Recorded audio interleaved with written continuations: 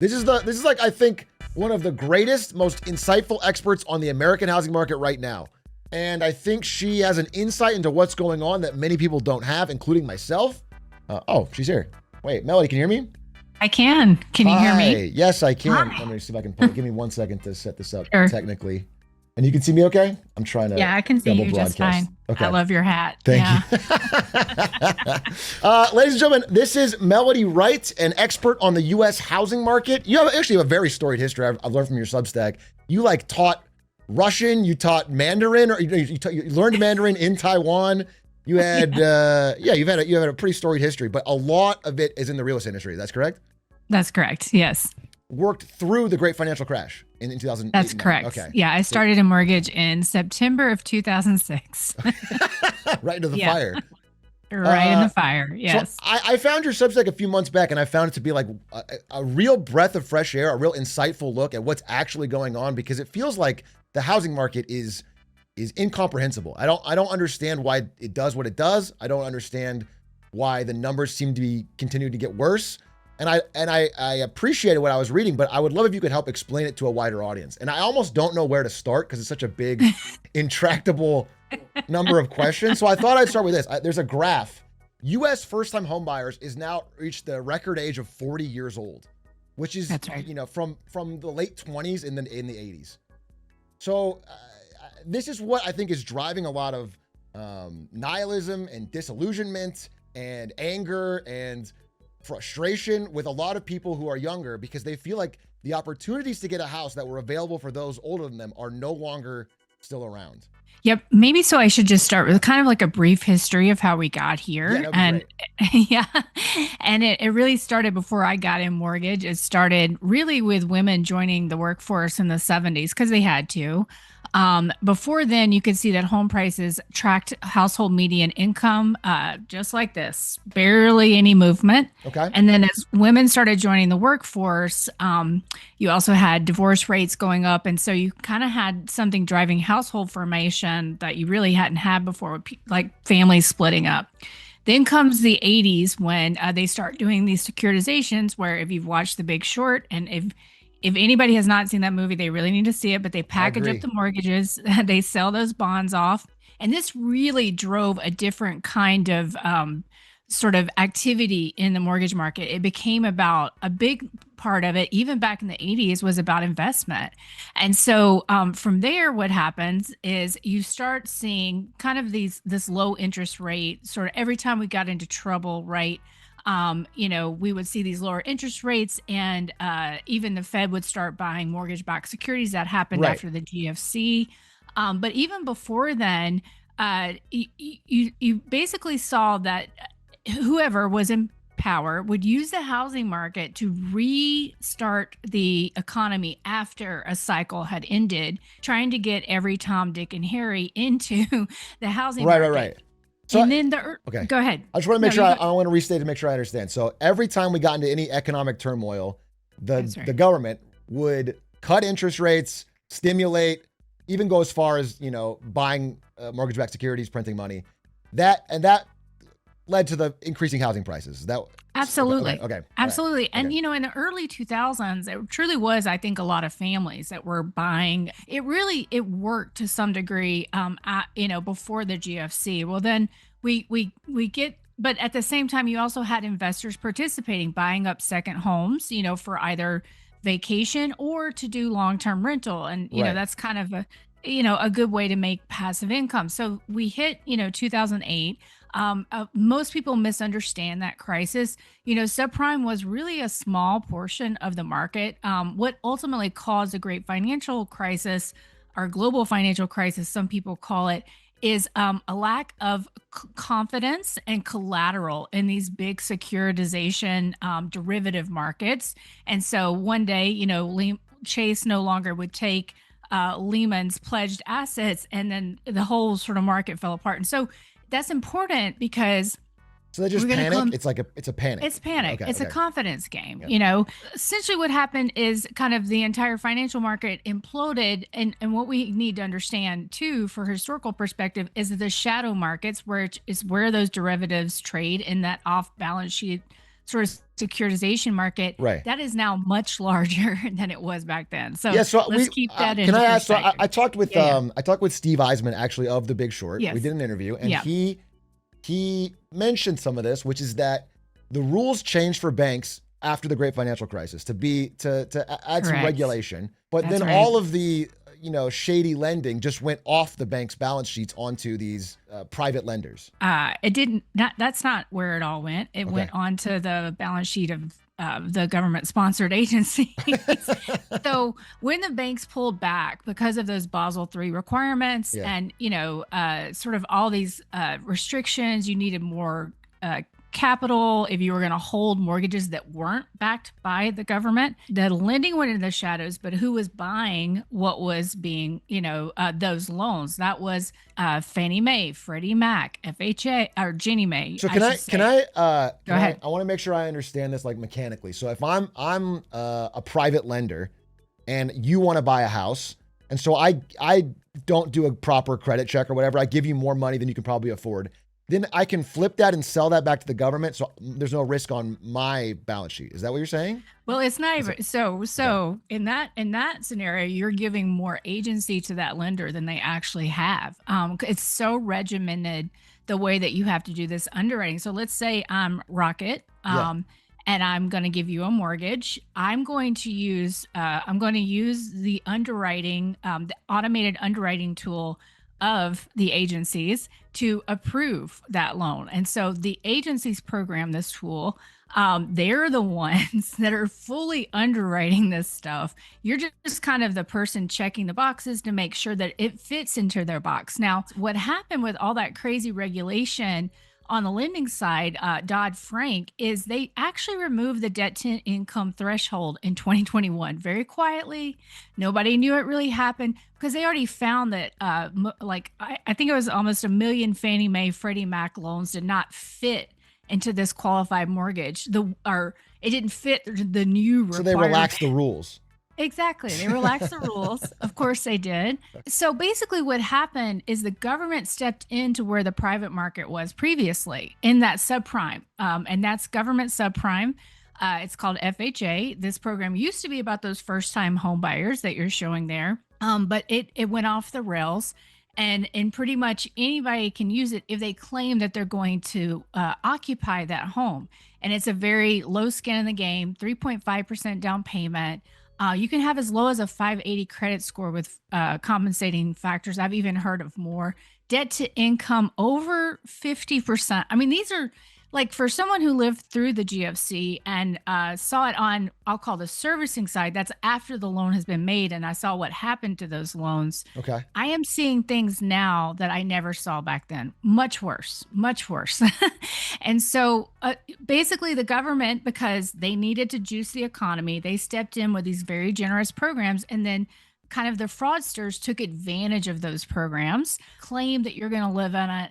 And that's that mortgage fraud that we've been hearing a lot about. And they basically just flipped. This is what's so crazy is that FHA before the last cycle was about 7% of the market. It's now almost doubled. It's between 13 and 15% of the market, and it's already over 10% delinquent. The percentage of subprime we had on our books back then, including FHA, was 12%. So percentage of the market, we're already higher with these kind of toxic loans. Okay. But why isn't everybody screaming about this? Because 2024 was an election year and the current administration wanted to win that election. And so they did one of the craziest loss mitigation programs I've ever seen. So, after the last crisis, what they did is these loan modifications where you come in, you can say, hey, I can't make this payment. And they say, okay, I'll work with you. We'll see how we can change some of the loan terms so that you can actually get This a lower is payment. this is wild to hear because I did an interview with Bill Moreland. You ever heard of Oh, I him? love Bill. Bill Moreland. He Love told me Bill. the same Yeah. thing about Yeah. other aspects that the banks are doing, where they're 100%. they're modifying all of 100%. these commercial real estate loans, Correct. these auto Correct. loans. They're Correct. and they're just Yep. extending and pretending. Extending and Okay. pretending. And then I want to mention something really quickly. The way we got out of that crisis, Wall Street came in and picked up all of those foreclosed homes for pennies on the dollar to turn around and do long-term rental. They kind of arrested the decline. because we never really fully got back to where household median income supported the median home price. And so You mean you could after hear people 2009, we never got back to. after, no, we didn't. Before COVID, you had to fully underwrite a loan again for a loss mitigation workout. In COVID, they said, nope, you don't need to do that anymore. In fact, they don't even have to call in. We're going to send the modification in the mail.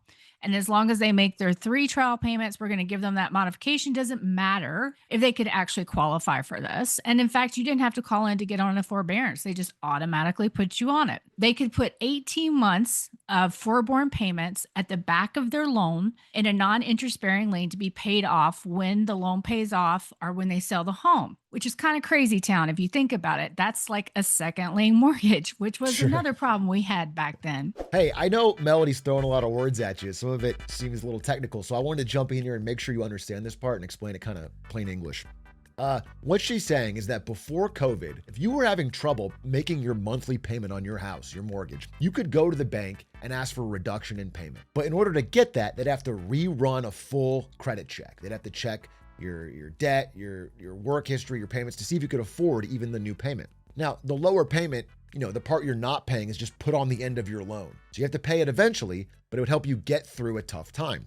During COVID, those rules were relaxed. You could now get the loan modification, the lower payment, a lot easier. In fact, she's describing it, the banks would just send you a letter saying, hey, here's your new lower payment, just fill this out. It was just very easy to get stuck on a lower payment and then keep paying on a house that was more expensive than you could afford. And all of that payment that you couldn't make was just continually added to the end. Additionally, she mentions forbearance. Forbearance is when you don't have to pay your mortgage at all, which we had during COVID for 18 months. So if you couldn't make payments, you could have up to 18 months of forbearance and just ignore paying altogether. Now, all these things you could say are important emergency measures to keep things going during COVID. But what they did was create some real distortions in the market. It allowed, again, housing prices to stay higher for a lot longer and make people afford things that they couldn't afford for a lot longer. And we're just now beginning to see the unwinding of all that crazy free extra money. So I just wanted to, simplify what she was trying to say there. Okay. On the Fannie Friday side, they didn't record those on public record.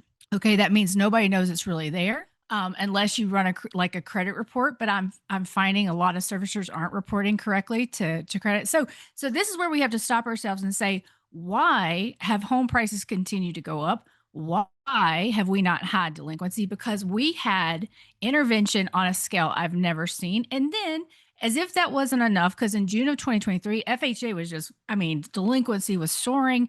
They knew they had to do something to get through the election year. They did this crazy partial claim advanced loan modification where essentially you could get your loan, not pay for the first 3 months, go and say, I'm so sorry, I can't pay. And they say, no problem. We're going to give you a partial claim, which is that little non-interest bearing lien I'm telling you about. Okay. You could pay for 3 more. You could not pay for 3 more months, go back, get it again and again and again and again. There was no limitation on it. And does that extend till now? So you could have gotten a house and just not paid for. It's so disgusting. That's correct. And that's what investors did. There are actually whole rings. Okay, can I ask? Wait, I want to ask because so you say investors. Because this is I want to make sure they get it. And yeah, it's complicated, and I don't even get all of it. So let me understand. So you're saying investors a lot. I want to make sure. What I'm hearing from these young people is that they don't know this tactic for getting a house at. So who's taking advantage of this? Is this like people trying to farm Airbnbs? Is this larger investing corporations? Is this like who is using this mortgage fraud essentially to buy up and bid up the price of all these houses? So it's a lot of the Airbnb bros, short-term rental, that kind of thing, but also the builders have figured this out. Okay. So they build it and then sell it to themselves, basically? Well, they build it and then sell it. They underwrite it and then they sell it to the GSE. When COVID hit and everybody wanted passive income, they would go into what we call a non-qualified mortgage bank. That's where you do these private loans like debt service coverage ratios. And the bank would be using this tool called, one of the tools is called AirDNA that said, if you buy this house in Kyle, Texas, which is 20 miles south of Austin, you can make $600 a day about 55% of the time of the year. Well, that's like a program telling you exactly the profit you'll make on an Airbnb. Correct. And the Okay. banks were using it. The non-banks were using it. But the thing about it is you're only going to get that Airbnb rented in Kyle, Texas, during South by Southwest Yeah, I mean, or how often is it's not running $600 a correct. day every day? When you have 15,000 other short-term rentals to choose from in Austin, yeah, you're not getting booked in Kyle, Texas. This was what people were thinking. And so these banks would actually say, why buy one? You can buy 10. Oh, I mean, So, I remember in this era. I mean, this is 2021 onwards, right? This is that right. Yeah. okay. Yeah. Yeah. In this Yeah. era, it was all over social media where people would be telling you to Yes. to buy Airbnbs. Yes. It was great passive Yes. income. You Yes. get 10, 20 of them. Don't get one, get 10. Exactly. Okay, yeah. And they were selling them on Facebook. They weren't Okay. even selling them in the traditional market, which is one of our problems is that we don't understand exactly what happened. And so basically everybody piled in. And by the way, our veterans also did this. They used their veteran benefits. I've talked to several of them that did this. And then bought a bunch of Um, short-term rentals. Oh, that's with their veteran benefit, which was supposed to be meant for your primary residence. So it's everywhere. And this is and so what a lot of people think is, oh, the housing market is, it's fine because it's about people that need to stay in their homes, right? Remember the Big Short was like, people always pay their mortgages. yeah. The problem is this is not your mom and dad's housing market. This market is about investors. That's it. First time home buyers are the lowest that they've been since they started tracking it in Yeah. the 80s. I met with one of the biggest institutional owners a few weeks ago. Yeah. They are net selling. As soon as those leases are up, they're rehabbing and they're selling because they know, number Wait, so one, they they're see not cash stress? flowing. They see stress? Oh, They're they okay. see a lot of stress because they can see in markets like Atlanta, it's oversaturated because we haven't even started talking about how the builders went bananas and just started building like crazy. And we don't know how much because the survey of construction is how we understand what the permits are. But there's a lot of places in the country you don't need a permit. That's one thing.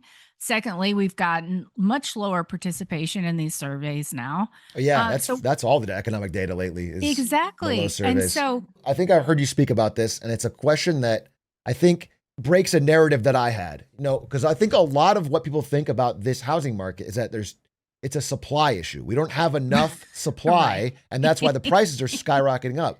But the Yeah. way you tell it is that, they've been building like crazy. It's just Yes. that the things that are propping up the sales are not real human demand of people buying their houses. It's investors or it's other things. So can you drill into that a bit? It's not a supply Absolutely. issue. No, because here's what everybody did, and this is such an important part of the story. Like you'll hear the housing narrative that says we stopped building after the GFC and we're short 6 million homes. It's like, okay, but have you taken a little gander at the fact that we're not having babies at replacement rate anymore? Have you looked at the fact that the boomers, unfortunately, between 2025 and 2035, 15.6 million will leave us, and they own the majority of the homes. Right. And then another 26 million from 2035 to 2050. Did you take that into consideration? And then the other thing, it's like, did you actually look at the housing stock right now? We have, per the census, 15 million vacant homes, not abandoned, vacant. That does not include the over 3 million seasonal properties. Of which probably people estimate we have about 2 million to 3 million Airbnbs in this country. That's probably some of those. But again, this is also lag data. Sure. I can tell you everywhere around me, there's vacancy. Everywhere all over the Yeah. So country, there's one thing vacancy. I think is so incredible about your work is that you will go and drive to these lots. You will drive to these real estate Yeah, these new developments. builds. Yeah. Yeah. And you will see Yeah. that they're mostly vacant or they're not. They're mostly Yeah. vacant, as are the new multifamily luxury, Evergrande style, all over the country. But the way that you can just do this in simple math is take our population and divide it by housing units. And, this is where I ask people, what do you think the average household size is today in the United States? I have no Any idea. clue? I have no idea. Okay, well, when I was growing up, it was 4? 4.2. Yeah. That was the average household size. And people would always make a joke, or when it went to 3.5, like the half's, a pet or something Sure. like that. Yeah. Well, right now it's at about 2.55. Oh, wow. 2.55. And so I have a friend, Kenny Cat PhD, who says, is the goal to get to one house per person? Because what kind of society is that really going to be? Right. So for the longest time, that number was going down. It's now stopped. And I have a feeling we're about to see it grow, that average household size grow again, because people are having to make really hard choices. Like, for instance, I moved my mom in with me as opposed to buying her a new home, which I had considered, but it just didn't make any economic sense now with property taxes and insurance increasing. Because what we saw in COVID was we kind of pulled forward demand. We pulled the millennials forward a little bit faster because of all that stimulus, which, it wasn't their $1,600 check or whatever that was. It was their parents getting the PPP money. I Right. mean, it was Right. Sure. their parents getting the ERC money, or an Right. Right. EIDL Right. loan or whatever. Yeah. And so we pulled forward that demand. I cannot tell you how many 30-year-olds I've heard they're like, yeah, I bought this house to fix and flip. And yeah, I haven't been able to do anything with it because everything just got too expensive. But everyone was doing this. It is 100%. No, I crazy. hear that. I It mean, was I'm in my crazy. early 30s. I hear this all over. You talk about hard choices. I mean, there's another graph I wanted to mention. This is about the most common living situation for young adults in both Britain and America. It used to be living as a couple with children. Today, it's living with their parents. I think a lot of people are having to choose to live with their parents because the Correct. financial reality does not Correct. make sense. And I wonder, Correct. I wanna, Which is why they're not having babies. exactly. Yeah, I think there's Right. a strong tie in that, and why they're, looking for political change so dramatically in either Correct. direction. I mean, Correct. they're not feeling served by the government. I want to see where this is sort of heading because the picture you're describing is one that cannot stand. It can't, the Correct. financial reality doesn't make sense. So I want to see what you see. Like how do you see this playing out? The biggest reason I think that nobody wants to accept as to why home prices haven't gone down is because of the narrative out there in mainstream media. I mean, they are just, and what I've finally realized as well, and I feel like a useful idiot after following this data religiously, is that they're modeling the numbers. These aren't actual results. And I've now caught it several times, meaning that we don't have any good gauges of what's really going on out there. But to your point, the narrative is breaking because everybody can see all the for sale signs in their neighborhoods, Or you go on and Zillow and it's like price cut, correct. price cut, price cut, price cut, price cut. Right. Everything is Right. yeah. Yet somehow NAR, our National Association of Realtors, says that the median list price is exactly the same as it was a year ago. How's that possible? Like, it's not even statistically possible. Okay. Right. Now, I remember vividly them saying things like survive till 25 in 24 and marry the house, Date the rate. Date the rate. Oh. But, the rates, even though interest rates have been cut by Jerome Powell, the mortgage rates haven't gone down. I think they've actually That's correct. possibly even gone up. But how are they survive? Is it now survive till 26? What are they saying now that none of those things paid off? We're near the end of the year. I don't think I think they're in this weird place where they know that the only way they're going to get people to the market is to talk about price cuts. So I get like 800 emails about price cuts from these various listing sites, but I think they still believe that if they get you in the door, they can get the price they really want. And so they're in this weird moment where they're just kind of praying and hoping that I call it hopium, right? That that the bond market Hey, you will fit in respond. right on Twitch. Everyone says hopium here. What we're hearing is, defaults are regional, which was a narrative back during the GFC. In fact, and that's what they say. Well, Florida and Texas, they're a problem. And that's what everybody would say to me. And that's where I started because that's where the problem was. But I'm like, no, California's in trouble. So that's what I've said because I want to be safe when I make any proclamations. I'm like, Florida and Texas clearly seem like they drastically overbuilt. So bad. The demand is not there but I don't. Can you speak more to the rest of the country? This is a broader problem. Sure. Yeah. So California, we got to look at California. Like, firstly, how can you make the argument that everyone is leaving California to come to these cities? And believe me, each one of those cities built as if every California or New Yorker was coming to their city, and yet think that California home prices are going to, sustain at these higher prices when you've had like in LA County over 300,000 people leave. People think there's a housing shortage because there's a housing mismatch because out in California, what a lot of it is you have these mom and pop investors. And so there's not a lot of owner occupiers out there. It's much lower than the national average. And so in California, you have many problems. You have the affordability problem, you have the demographic problem, but their narrative was so strong that has completely cracked. San Diego, for instance, where people told me because of the DoD, that was never going to be in trouble. You can look at all of the Airbnbs there over 12,000 and know absolutely they're in trouble. And you're seeing it year over year price declines. So we move out across the country from the South to California, the Midwest. They are going to take probably the longest. It'll be between the Midwest and Northeast to really correct, because every investor who was kind of bummed out in 2022 when rates rose, Yeah. we're told go buy in the Midwest because those homes are still cheap. So you can still cash flow and buy there. So they did. So you are just now starting to see inventory grow there again. And Indianapolis is in a lot of trouble. A lot of people bought there. So that story is of two things. It's one, it's going to be later because there was a lot more investor activity after 2022 than everywhere else. And then two, demographics. Everywhere in the Midwest suffers from negative demographics. Yeah. And then you come over to the Northeast and they have just lost the plot. I mean, it's just this idea that they're just immune from, like New York City, but it's because people don't leave their houses anymore and just walk around. The last time I walked New York from top to bottom, I'd lived there for 7 years. I hadn't done that in a long time because you fly in for your meeting and then you fly out. Sure. The city's empty. It's empty. It's empty. Like, of course, not in Times Square. Of course, in these tourists, but nobody is there compared to what it was like when I lived there in the early 2000s. And why is there an apartment shortage? Because of a 2019 law that said you can only raise rent a certain percentage, and they couldn't even make the repairs that they had to make to meet code. And so I've heard upwards to 100,000 apartments sitting empty off the market because they can't afford to make the repairs.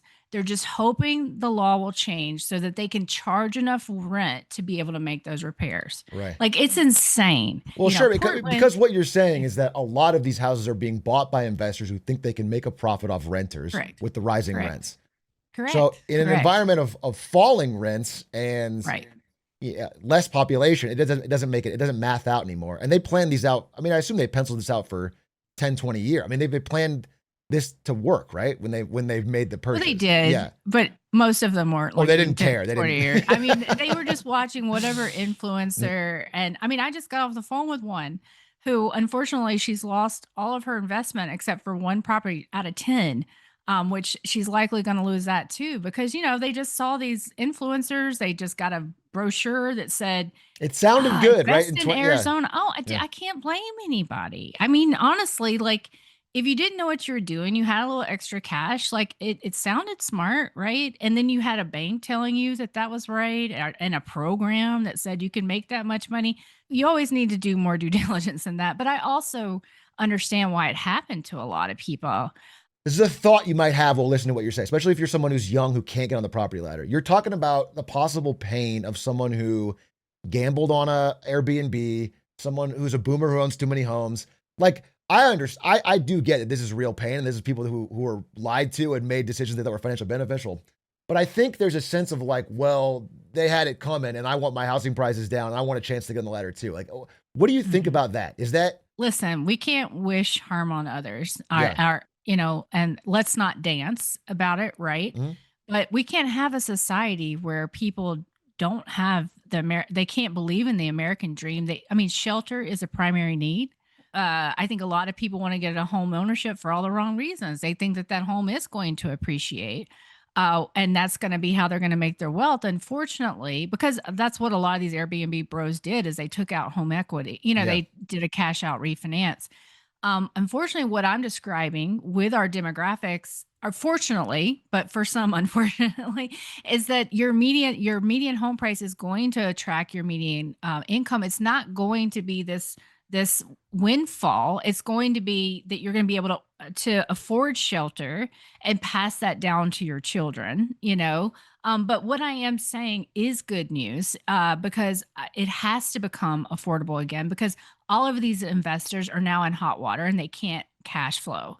So this is good news for those that are really trying to make good financial decisions, which means don't get into debt. I mean, like everybody else, I say no to debt slavery, because that's how you're going to be priced out, is if you are going out using buy now pay later, and you know, just Amen. overextending yourself. Yeah. Like, so if you make the smart choices and you save and you really, you know, kind of even short-term treasuries, or you know, even just a savings rate or money market account, and you save this money, you are going to be able to take advantage of this, you know, all of these headwinds to housing. And there's a lot of housing out there.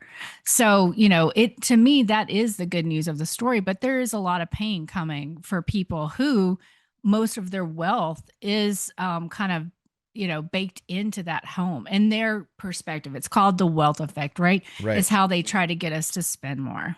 So in this story, and you've told this story over decades. It is a decades long story of us getting here. The recurring theme is that when things are tough, the government will step in to bail out people who have made these bad mistakes on housing. I guess my question is, what makes you think it won't happen again now in 2025, 2026? This feels Because like they already have. So firstly, one, they already have. The people that were able to save it last time, they can't make any money in this market. That's the institutional investors. They're now net selling. In fact, the government will likely start buying from them. I mean, that's what I foresee. How the government will intervene is they'll probably start buying these homes from the builders, and the institutional investors are partnering with them with some sort of affordable program. They've already passed it, some of this in the BBB, not saying they're going to buy, but these sure. affordable housing programs. If you're at this point of adjusted in gross income, you know, below the poverty level, you'll be eligible. So I think they're going to do a lot of that. But here's the thing, like the only other thing they can do is give out homes. And do you want to be that person? Because the pitchforks will come out. So I think we're at the point where our younger generations are angry enough that there, and also they've backed themselves into a corner Sure. of what they possibly can't, because there is nobody that can come in and save this with all the dynamics as they are right now. Your Blackstone cannot get cheap funds anymore to go out and buy these homes so that they cash flow, because the insurance and taxes are too high. And so they're really out of options, but they'll probably get more involved. They'll probably buy these up and start becoming sellers of homes. But that's not going to change the demographics. And you know, and ultimately this current administration did put guardrails on that crazy FHA program.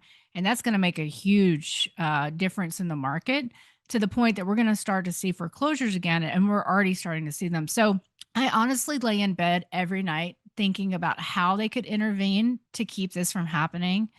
And I don't believe they have any options to do it. And printing money won't work, because that just means prices go up. And so we've heard, right, Yeah. our top 10% is responsible for 50% of consumption. We've heard that number. If our top 10% could save the housing market, Oh no. Like, oh no. Oh no. Right at the key part. here I am. Melanie, I'm so sorry. I have the free version of Zoom and it put a time limit on me. This is That's what I figured happened. No problem. okay. No Wait, problem. let me pull it back up. Okay. I'm sorry. It was right at a good point too. I was. I know. Oh, Okay. we were talking about government intervention. Yes. Oh, so if the top 10% could save the housing market, Yes. why haven't they done it? I mean, we had the lowest sales last year we've seen since 1995, and we've increased population by 20%. And we now know illegal immigrants were participating at the tune of 6%. So if they could save it, why haven't they? Because they still have to rent to you and me. Right. And if we can't pay those rents, then what, you know, There's nowhere else that. they're Yeah. not going to do it. And that's why you can see luxury sitting all over the country. Like, it is sitting. There's nobody to buy this, because in 21, everybody thought we were getting rich. That wasn't true. It was very temporary, and wages stagnated again. And so all these builders built for luxury, built like spec homes for $13 million. It's crazy town. My point is, why would you, as a rich person, carry an asset that makes no money, is an albatross around your neck that you don't live in, and maybe you go once a year? You're not going to do that and stay rich. That's how you get poor. And so they can't save the housing market. The institutional investors can't save the housing market. The government likely, like I say, will come in and probably take those off of people's balance sheets in one form or another. Maybe they give them a lending facility like they did with SVB and say, yeah, we're going to say it's 100%. We know it's really 25%, but you can, we'll fund it for you while you get back on your feet. Sure. But my point is, there are no options left. And unless the robots need houses, and right now they can't even give away Halloween candy successfully, we are facing headwinds that we just can't get around right now. Especially when we realize that most of our population increase was immigration last year. Sure. And that's, of course, not happening at the scale it was. So, I mean, I do see, if you go on like some of these subreddits where people trying to talk about selling their house, they're all desperate. They're all like, oh, yeah. Some of them are Yeah. underwater on their mortgage and they Yeah. can't cut the price anymore Right. and they don't know how to. So it is. I was at a conference 3 weeks ago where all they were talking about were short sales. Like it's exploded overnight. And a short sale is where you go to the bank, please, please, please let me out. You have to take less money than what I owe you, but can you please let me out? Like that's a short sale. And so that's exploding right now. And the fact, until we get increased sales, we're not going to see these price declines. That's when NAR's going to have to admit what's happening. But right now you have the top 1 to 10% participating, buying up the higher price homes. And you did have FHA, which was propping up a higher price home than it should because it was giving all these compensating factors to lower income borrowers. But that you can see credit restricting across the system right now. And so as that happens, that's when we're going to start to get true price discovery. Because if you can't refinance, you can't get a loan modification because you are so underwater. And you can't sell, then distress. And I'm seeing it already. That's when you go into foreclosure. So is this happening like now, you think? Now into 26? Yeah. Foreclosure starts are up double digits year over year, as are sales. And you only need one of these in a neighborhood to impact your comparables, which means that as these increase, which we know that they are going to because of the distress, because of the layoffs, because this program has guardrails on it now and FHA, that is going to put a lot of pressure on prices. And I would say by Q2 2026, we're going to have a material foreclosure population. Even now in the 85 cities I track, I can see them all over in every single city. In your estimation, and nobody knows the answer to this, so I'm just trying to get a general sense of how big you see this is. There's a lot of contagion here because we're seeing the same type of thing in auto. We're seeing it in commercial real estate. We're seeing it. I mean, people are defaulting on their student loans at record high. There's defaults in almost every aspect of debt. And so I personally thought housing was one where we were going to see less of it. But what you're telling me is that it's just as bad, if not worse. Yeah. And it's so much bigger pie of the debt, so much bigger pie. The Fed came out with a household debt and credit report today. And you can just see the bars of here's student loans, here's auto, and then mortgage is like, So I call it the big orange because on that Fed schedule, it's orange. And I say when the big orange gets in trouble, we're all going to be in trouble. And it's kind of funny. It's orange man, anyway. But that's it. It's it is really bad. But also then job loss. And we are definitely seeing white collar get. Yeah. I mean, these decimated. Decimated with these layoffs announcements. And I don't think it's going to stop. And it has nothing, in my opinion, to do with AI. And you're scaring us, Melody. I know. I'm sorry. No, don't apologize. That is why I changed my 3 years ago. I changed my life completely because I could see this coming. And it was just math. You just looked at the math. If your median household can't afford the median price of a home. Something will eventually correct. Like there's just correct. no, yeah. And it's like, and we can't all go on vacation like we did with revenge travel, after COVID. Tourism is down. Like Las Vegas right now is getting pummeled. I mean, if you took a little trip out there, it would terrify you. Absolutely terrify you. Okay. Listen, I think that is the key thing I wanted to talk about anyway. And we got to our main point. I do have one small question just for me personally, which is about, you mentioned property taxes. And I want to hear your thoughts on this because in some of these areas, I think like Florida and others, Texas maybe, they're like politically becoming unpopular, even though they're like the only way the state is funded. And so they're like imploding these property taxes, which is like the last tax that the boomers who have the wealth in the area are paying. It feels ridiculous, but I want to know, am I missing something or like, what is this part of this constant like government assistance to keep things? Yes. Okay. So through the American Rescue Act, like something like $350 billion went out to the cities and state. I mean, which is why you got so many down payment assistance programs, and why I thought like the Harris $25,000 down payment. Yeah, you could already get that in every city across the country, like through one of these programs, Sure. because the American Rescue Act went out and you could create these like home affordable programs, things like that. But all of these cities thought they were getting rich forever. Like this is the mentality. And so they spent like drunken sailors. Nashville, 100 people are moving here every day. Number one, that was never true. Number two, a lot of that was temporary, but they would do these calculations like if 100 people are moving here, then I'm going to get X amount of property taxes. And so they would calculate number one, that a whole bunch of people were going to move there. This is the And city then number governments? two, yeah, the Okay, city yeah. governments. And that number two, that home prices would continue to go up because that's what everybody believed. And so in their little, funny math minds, they were going to be rich forever. And so they spent like that. But now you can go to all of these cities and they are bankrupt. I mean, they are in budget deficits. Yeah. The Chicago bonds are like got kicked out of their muni fund. And there is going to be a limit to what they can actually do. I mean, there's just going to be a limit. Yeah. I'm sorry. No, I'm no, sorry. no. Yeah, I don't be sorry. I really appreciate you laying this out. And I think this is what a lot of people want and need to hear. But I want to end on hopefully not a happier note, but It's a happier note. an I interesting one. think. I want to hear if you have any advice, because the people we're talking to right now are probably 18 to 32, in that range. They aren't, or maybe just started on the housing. They're trying to figure out what to do with housing. What is your advice for them financially, and do you see signs of life for them in the field? Like, where's your head out for that? Yeah, I'm going to sound like their grandmother right Okay. now, but Okay. it's important. It's really important because I made all these mistakes when I was their age. I had no financial education. I signed up for student loans, like I'll be able to pay that, no problem. My credit card was at the same little booth at my first day of college as the student loans. You just went from there to there, and I did a whole bunch of really stupid things. So I'm not the kind of person sitting there that hasn't done all these stupid things. I'm talking from experience, but say no to the laboo-boo. Like say no to the FOMO and the YOLO. Like you only live once. That's right. Do you want to be destitute? Firstly, get a financial education.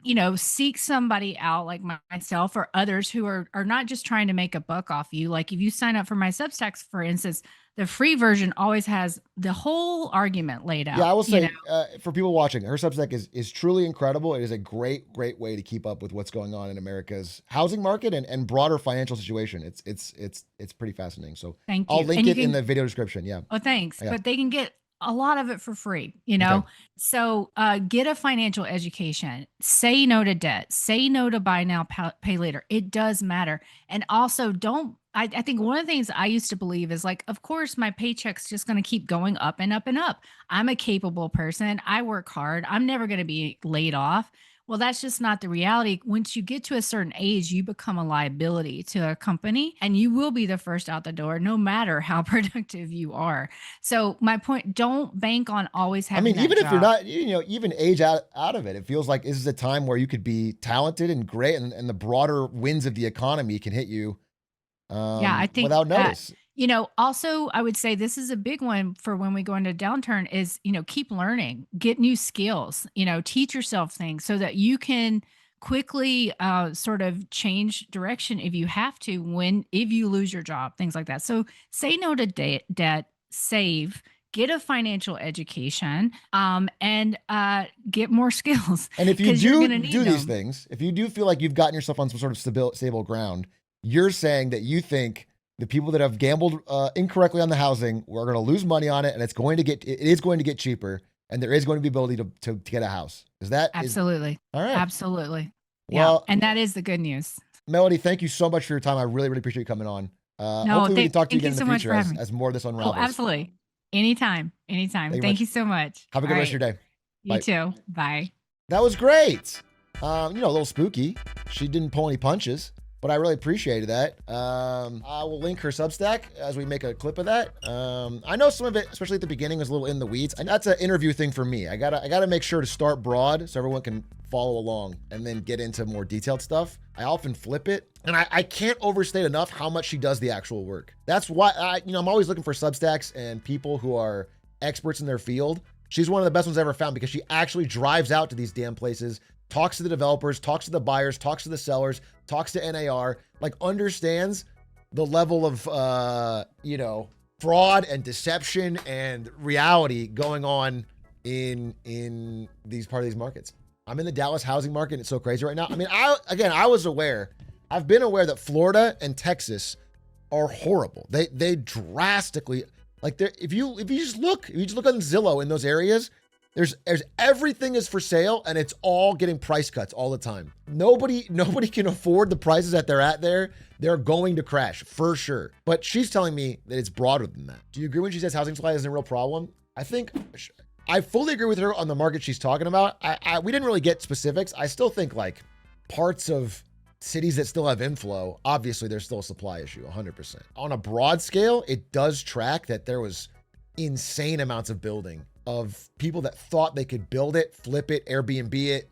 I work in commercial real estate lending, and it's crazy watching everyone at the bank here adjusting internal covenants to prolong issues not to call a loan.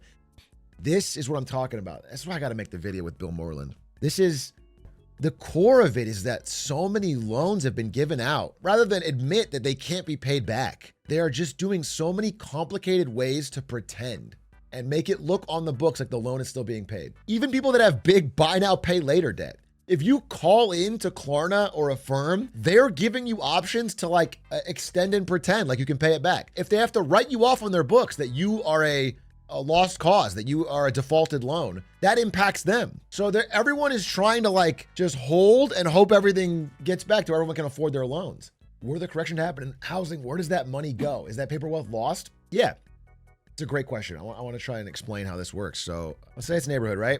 You have one of these houses. You bought it for $750,000. Wow, look at you. $750K. So you feel like you have a $750K asset. This is money that you feel like is part of your wealth.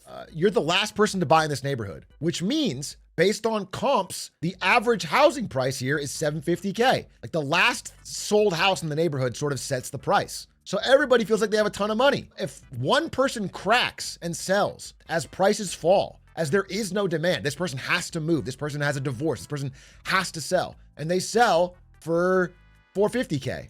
Let's go red, $450K. Okay? This person sells. Now that's the new last comp. Now all of a sudden these are marked down. You look at your housing price, you're underwater. If you bought late, you're underwater. Everybody, you've all lost this money, but that's not, it just disappeared. It's like the collapse of the wealth effect. It doesn't go to anyone. That's the idea. And then once you're underwater, once you have a $450K house, but you're paying like a $700K mortgage, a lot of people abandon like this is what happens in the GFC. People start stopping their payments. They stop paying, they default, they leave the house, which causes more sales, which causes the prices to go down. It's a reverse doom loop. Again, if you don't own a house, while this is scary and not good for the economy, I do agree with her, but it's like, there's going to be opportunities for, I think, good houses at more realistic prices. But who's selling? Everyone. They're all trying to sell, bro. Everyone's trying to get out. Just look at dude. Share of homes with price cuts. Dude, massive spikes in Florida, in Texas. But it's spiking up all over the country. But they haven't cut it enough yet. People still don't want to buy. The number of people backing out of home sales is at all-time highs. Panic is starting to spread among not only the bigger housing investors that bought up a ton of stock. She mentioned they're net sellers, but the Airbnb people, people that moved to a different state, people that bought second homes. All these people are realizing like, oh, fuck, I can't afford the mortgage on this. And I can't rent it out the way I thought I would. Do mortgage rates not follow Fed cuts at all? It's a great question. Normally, there's a connection. But what's been happening lately, I mean, what they really follow is the US 10-year, okay? This is what mortgage rates usually follow. And this is not what Jerome Powell can cut. This is just based on people buying and selling US debts, the bond market, people that believe or don't believe in the US IOUs. Despite the fact that they keep cutting the short-term interest rate, the 10-year remains stubborn. And so interest rates for mortgages are not going down. People's payments are still high. And what this reflects is like investors, other countries, the world, not believing or just requiring, not believing in the promises of the United States' debt. It's like the simple way to put it. Like they require a bigger interest rate to loan money to the United States. I live in Austin. I consistently see huge price cuts for homes that were much more expensive a year ago. I'm super tempted to get something due to the deals I'm seeing. Should I wait it out longer? Again, I can't tell you specifics because I don't know. I don't think Melody knows either, but I think based on that conversation, she would tell you at least wait till Q2 26. That's what she would tell you. Because it seems like they're in a process of true hitting the wall. She did call her shot. I do think it's fair to say, like, if you're going to live in a place for 10 years plus, at the end of the day, fuck it. Like, you know, whatever. You'll ride it out. You want to live. But it is the biggest financial purchase of your life. And I do think prices are materially too high right now. They're not real. I couldn't get my graphs to show correctly, and then she didn't get to show her graphs, but I'm going to show them anyway. Fuck it. The typical U.S. renter is older than they've ever been. 72% of the U.S. renter population is age 30 or older, an all-time high. And that is because young people are just living with parents more. So not only normally around your 30s, you'd be able to buy a house, but the age of first-time home buyers has hit 40, which is absolutely fucking insane. First-time home buyer at 40. We are just denying people the normal markers of life that they have been promised around your 20s and 30s, where you can get a home, start a family. We are just pushing that out to literally 40, which is like late career, bro. That's crazy. That no wonder people are fucking pissed. Oh, perfect graph too. So I want to kick off here. Look, in 20, 21, 22, if the yellow line is above the blue line, that means there's more buyers than sellers. This is what people were thinking of when times were fucking good, when housing prices were rocketing up. There was so many fucking buyers. It was a seller's market, dude. They could raise the price every damn week. They could be very picky. There was lines out the door for every open house. Now, then it slowed down in 23 and 24, basically no transactions. And now we're seeing rising sellers, more and more and more sellers, desperate sellers. They can't find a buyer. They have to keep cutting the prices. And I think this is what Melody's talking about. This is only going to go up. I think the most interesting thing from her conversation is that it's not just the riskiest borrowers. I like this graph too, as my last graph. This is serious delinquency, 90 days plus on student loans by age. Recently, this year, we talked about it, you have to pay student loans again. It's fucking skyrocket. I'm sure a lot of you are not paying your student loans. Just based on the math. A lot of you have student loans and you're just saying, fuck it, I'm not paying. Anyway, at least our government's functioning tip-top shape. So whatever challenges may come, we've got the best and the brightest on the case. And the government is open for business and they're working together in a bipartisan way to solve our problems. So at the very least, we can get this shit figured out. Do you know what I'm saying? Like, come what may,